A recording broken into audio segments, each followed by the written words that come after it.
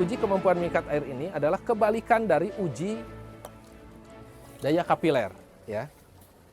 Kalau di uji daya kapiler ini adalah ilustrasi di musim kemarau, di mana kita ingin melihat, ya, apakah air dari dalam tanah ini hilangnya itu ke bawah atau ke atas. Nah, kemudian di sini ya di uji kemampuan mengikat air ini adalah ilustrasi pada saat musim hujan. Apakah benar tanah sawah plus bahan organik ini banyak pori dan banyak rongga? Nah, seperti itu.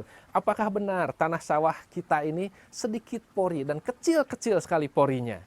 Ini bisa kita buktikan di uji kemampuan mengikat air. Ini harus saling berhubungan. Nah, untuk uji kemampuan mengikat air ini, yang akan kita amati adalah air yang kita tuangkan nanti berbarengan, itu sama-sama 500 cc. Sama-sama setengah liter. Kemudian yang akan kita amati adalah kecepatan air turun, Bapak Ibu ya. Kecepatan air turun karena kita sudah perlihatkan tadi bahwa alat ini di bawahnya adalah berlubang, Bapak Ibu ya. Nah, kita lihat berapa detik, berapa menit air turun. Oleh sebab itu kenapa kami menggunakan wadah penampungnya itu yang transparan supaya mudah terlihat Bapak Ibu ya. Nah, seperti ini. Nah, kemudian nanti ya setelah kecepatan air turun, kemudian kita akan lihat yang kita tuangkan tadi itu adalah 500 cc. Kemudian setelah air turun seluruhnya, berapa cc yang turun? Ya, yang tertampung di wadah transparan ini. Ya, dan berapa menit? Ya, berapa menit turunnya? Kemudian kita lihat juga nanti warna airnya seperti apa. Nah, baik Bapak Ibu. Kita coba sebentar. Oke, 1 2 3.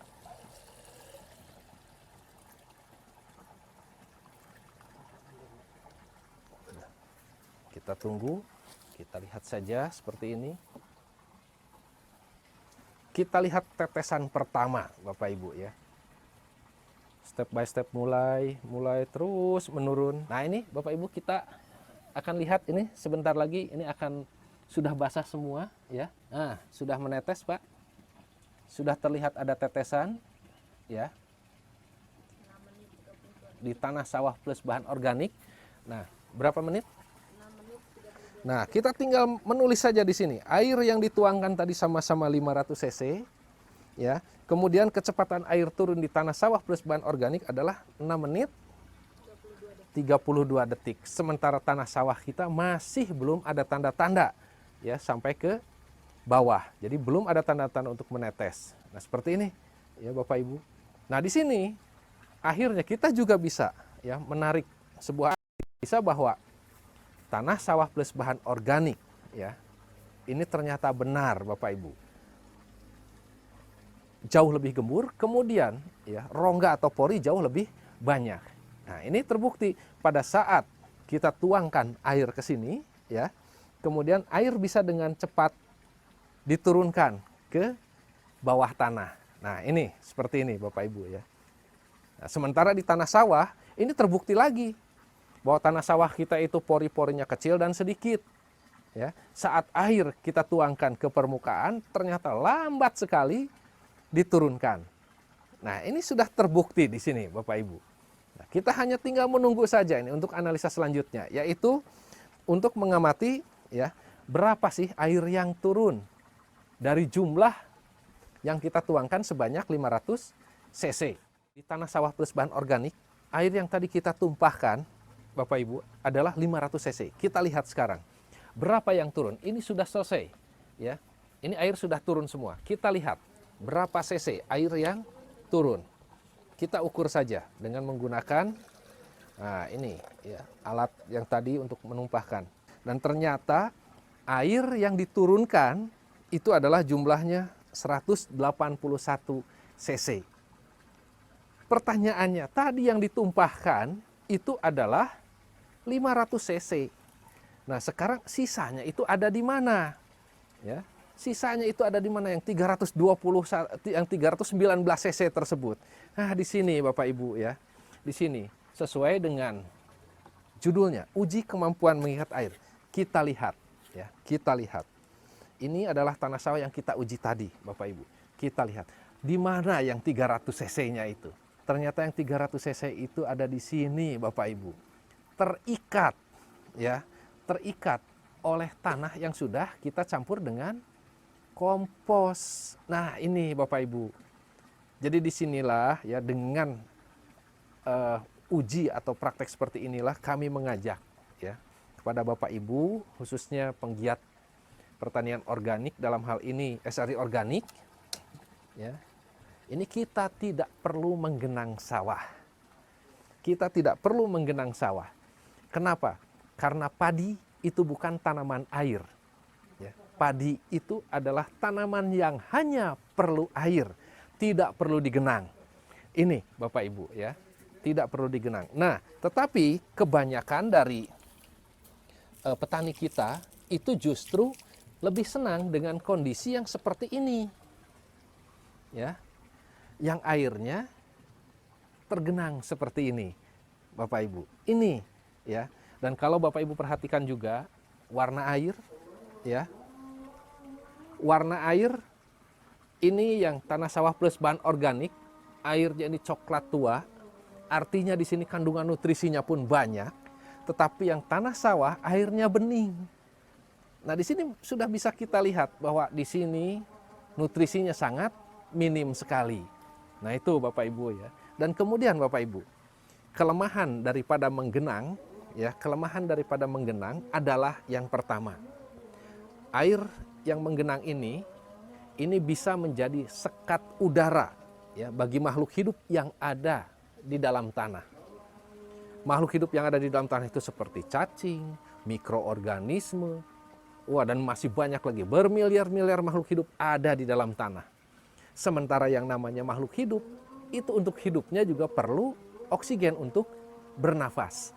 Nah, air yang digenang oleh petani ini menjadi sekat udara, sehingga udara tidak bisa menembus ke dalam tanah. Akhirnya, ya biota tanah atau makhluk-makhluk hidup yang ada di dalam tanah, ini tidak akan bisa hidup dengan sempurna.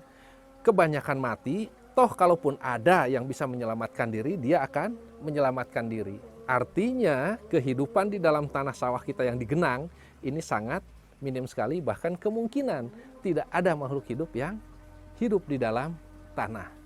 Itu yang pertama. Kemudian yang kedua, ya, pada saat digenang seperti begini, Bapak Ibu. Bapak dan Ibu melakukan proses pemupukan, tabur pupuk, ya.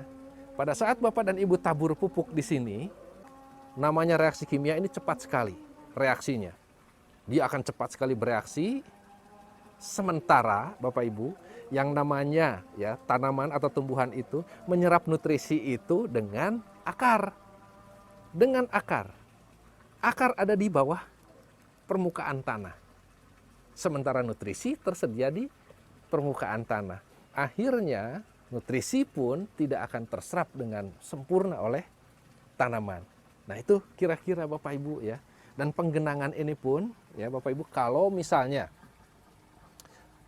tadi di awal ya kami jelaskan bahwa kondisi tanah kita itu padat ya, keras dan lengket. Kira-kira apa sih penyebab ya, salah satu penyebab dari yang menyebabkan tanah sawah kita itu menjadi padat, keras dan lengket?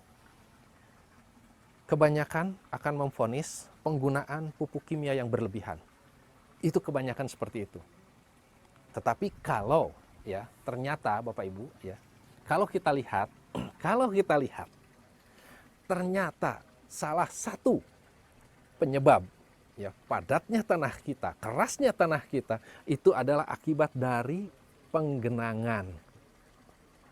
Bapak Ibu bisa bayangkan, berat jenis air atau berat air, 1 liter air itu sama dengan 1 kilogram ya beratnya itu. Jadi ekuivalen. 1 liter itu 1 kilo. Nah, sekarang kalau misalnya sawah 1 hektar digenangi dengan 1 senti saja, 1 hektar itu kan 10.000 meter persegi Bapak Ibu. Kalau digenangi 1 senti saja, artinya volume air yang di sana, berat air yang ada di sana adalah 10.000 liter. Sama dengan 10.000 kilo. Nah, betapa beratnya ya tanah kita menanggung beban seperti itu. Oleh sebab itu, dengan uji-uji seperti begini, kami mengajak kepada Bapak Ibu penggiat pertanian organik, khususnya di SRI Organik, marilah ya, kita sudah tidak, ya kita tinggalkan sajalah proses-proses penggunaan seperti itu. Karena ternyata Bapak Ibu ya, menurut literatur dimanapun juga, padi itu bukan tanaman air, tetapi cukup membutuhkan air saja. Tanah sawah setelah ditambah dengan bahan organik, selain tadi membuka pori, ya, juga bisa meresapkan air dengan cepat ke dalam tanah. Kemudian selain itu juga ternyata tanah sawah plus bahan organik ini juga bisa mengikat air, ya, menyimpan air di dalam tanah.